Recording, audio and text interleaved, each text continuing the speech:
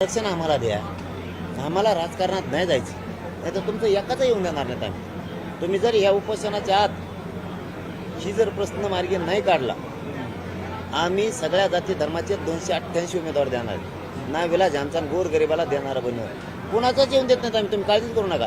तुम्हाला तर वाटत असं आम्ही टक्केवारी वाढू, गैरसमज दूर करू, वातावरण निर्मिती करू.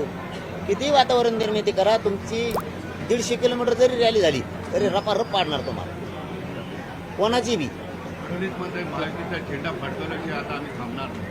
आमचं आरक्षण आधी द्या, झेंडे फडका नाही तर चिरकुटा फडका. आमचं जर नाही दिलं तर गैरसमाजातून बाहेर निघा. ते असंही म्हणाले की हा नॅरेटिव्ह फार काळ टिकणार नाही. टिकणार आहे, अरे टिकणार आहे. मराठी येडे नाहीत. तुम्ही दोघांनी कार्यक्रम लावलेला आमचा, आम्हाला चांगलं माहिती आहे. आमचं आरक्षण कोणी कोणी घातलं, आताच आलेलं कोण घालायला लागलं, आमच्यावर केसेस कोण करायला लागलं, आमच्या आई बहिणीचे डोके कोण फोडायला लागलं, हे आम्हाला चांगलं कळतं. आणि आमच्या गोरगरिबाचे मतं घेतल्यावर कोण बदलतं त्याच्यावर आमचं बारीक देणे.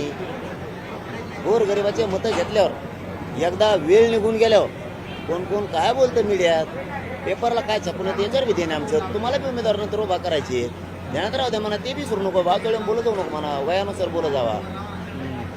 त्यांना 43% मतं मिळालेली आहे, त्यामुळं ही मतं आणखी अधिक वाढतील. थोडी चिंता करायची गरज नाही असं म्हणतात निधन.